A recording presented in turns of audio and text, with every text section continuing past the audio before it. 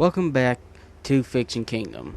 Now, today I am going to actually tell you a fan fiction. Yes, an actual thing that's supposed to be on this channel, and why I created it to begin with, instead of AMV or me complaining about how this and that is not right over on, gaming and all that. Now, this actual fanfic was created by a friend of mine. He didn't want to put this up on fanfiction.net or any of the other ones because he's been having problems with, 2 or 3 of these sites and this and that. I'm not going to go into any of this stuff because it's really his problem and not mine, and I don't think I could actually pretty much say that what all he actually told me the reasons were. It was a long list, but anyway, this story is a crossover between Ben 10 and, DC Comics, or more precisely, the Vertigo side of it that used to exist. So, technically, DC Black, the Black label that's now around. So, yeah. This is what if Ben was, a magic user instead of using the Omnitrix. Now, this story starts in right between the original series and the later series, Alien Force. And it really does start with, Ben trying to learn magic and everything else, which you're about to find out. So, without further ado, Chapter 1, A Book and a Deal. It has been right around 3 months since Ben has finally came home from his summer vacation with his grandfather. His grandfather and his cousin has both been doing their own things ever since then. It hasn't been that long, but Ben had actually had to give up the Omnitrix, which took quite a while for him and his grandfather to actually get off of him, because it turns out that when the old alien that created it made sure that it couldn't come off so easily, he, apparently made sure it didn't come off all that easy. Eventually they got it off, but it's been about a month since they've done that, and in truth, Ben has actually felt kind of not complete since then.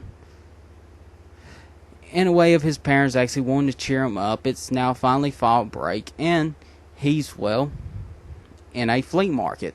Or more precisely, the last couple of flea markets that's going to be around this fall before they actually shut down for the winter.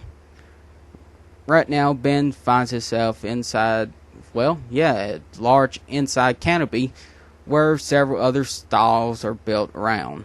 His parents usually came here every couple of weeks to just buy this and that.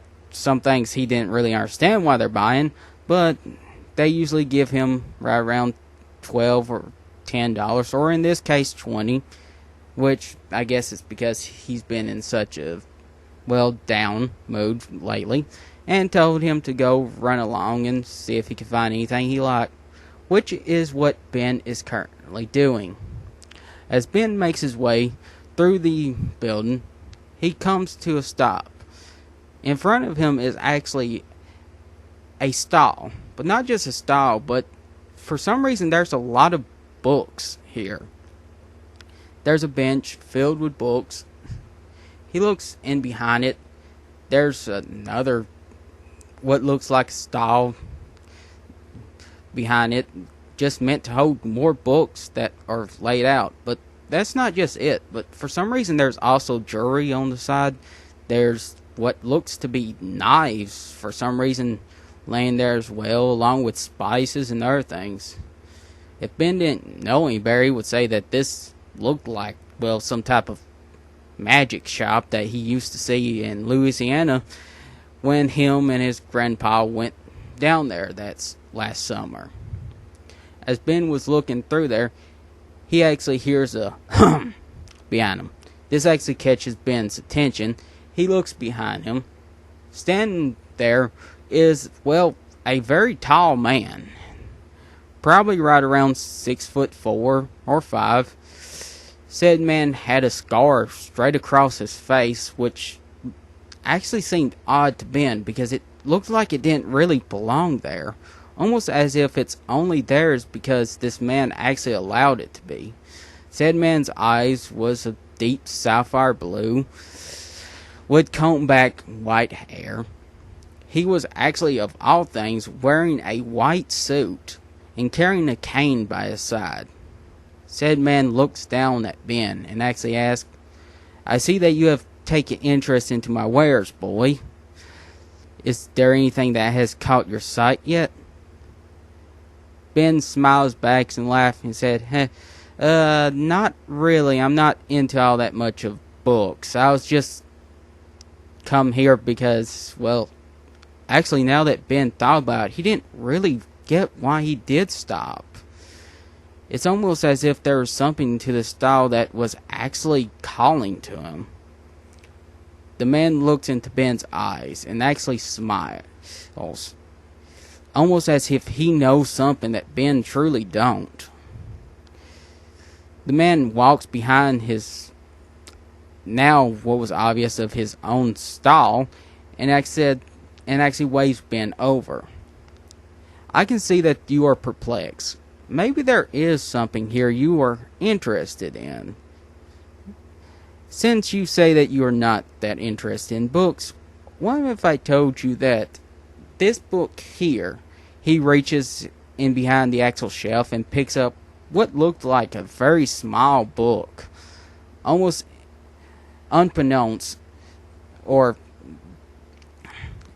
I think he actually means unaware, as in, it doesn't look out of ordinary, to anything else. But for some reason, it draws Ben's eyes. It seems like this book is calling to him. Ben didn't know why, but for some reason, it felt like that he wanted this book for some reason. The man smiles again, without a doubt knowing something that Ben truly doesn't. "I'll tell you what. This book here has been with me for a long time. I've been trying to get rid of it for quite a while now. What if I told you that I would let you have this for, let's say, $5?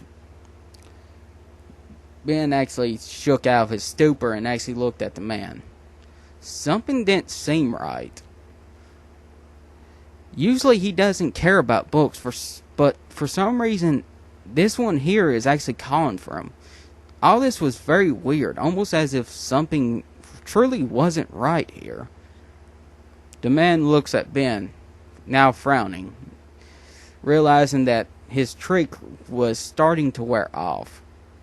The man then grabs another book in behind the shelf and reaches over and picks up a ring. He said, "You know what, for $10, I'll let you have both of these, and if you are not interested, you can come back. I'm going to be here for probably until we are shut down for the winter. And I promise you, I'll let you have your money back. And guess what? You can keep the ring. Maybe you have a girlfriend or a girl that might be interested in it. But I promise you, you will be interested if you actually read the book enough." For some reason, Ben still wanted this book. And for some reason, the ring and the other book was also calling to him. And it wasn't like this was all the money that Ben had. I mean, it was just $10, and his parents did give him 20. Well, I doubt he could find something else with the other 10. So, Ben said, okay. By the way, who actually are you?" The man smiled and said, "You know what? For you can call me Samael. Most people don't nowadays. It's what I used to be called when I was young, but I'll let you call me that." Ben looked at him weird, like that was a very weird name, and he never really heard it before. Ben Tennyson. He shook the man's hand as the man handed it to you. "I hope that you enjoy it, Mr. Tennyson, and I'm sure I will see you again." As Ben walks away, he doesn't see the man's actual smile stretches even further than what was normally possible, as his eyes actually glowed red. He looked over at the statue that was nearby, and he actually said, "Okay, you can pack this stuff up. We don't need any of this stuff getting in the hands of anyone else here." As he says that, the statue turns into a puff of smoke and actually covers the stand. It wasn't long until the man and the actual stand was gone. As Ben got back to his parents looked at him and actually was surprised they actually bought 2 books and a ring. Okay, odd. Maybe he's planning on giving them to Gwen or something. They didn't really know. So they went back to their house. Several hours later at home, Ben actually sitting out in his room, looking through the actual book. It was odd. This book didn't seem like it was actually in English. Matter of fact, it seemed like it was in a different language, but for some reason Ben could actually read it. He didn't know why. So he went through the first couple of pages, looking over, and for some reason they told precisely how to create a fireball? No way. This is not real. But then again, weirder things he has seen. After all, last summer he fought a literal alien dictator for a small device that could turn him into superheroes, and his cousin apparently learned how to use magic, so why was this any different? It would explain why he was being called to this stuff. So Ben read the first couple of pages. After a bit, he reads how he needs a catalyst or a focal point for magic. And luckily enough, what he's saying was what looked like the ring that the man actually gave him. Ben puts on the ring. For some reason, he thought that this ring was too big, but for some reason now, it's almost as if it fits snug. Almost as if it was made directly for him. Ben looks through the pages again and actually holds out his hand, saying the few magic words that's on the page. Before he knew it, a giant puff of flames actually erupts from his actual hand, turning into a fireball. This actually shocks Ben so much that he actually falls backwards out of his chair with a clunk. As he did this, the fireball dissipates, and his parents actually come running to the door and asking, Ben, are you alright? Ben looks at his hand actually in surprise.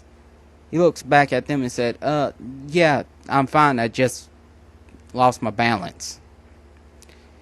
His mother looks at him with a disapproving look. Ben, I told you to not lean back in that chair.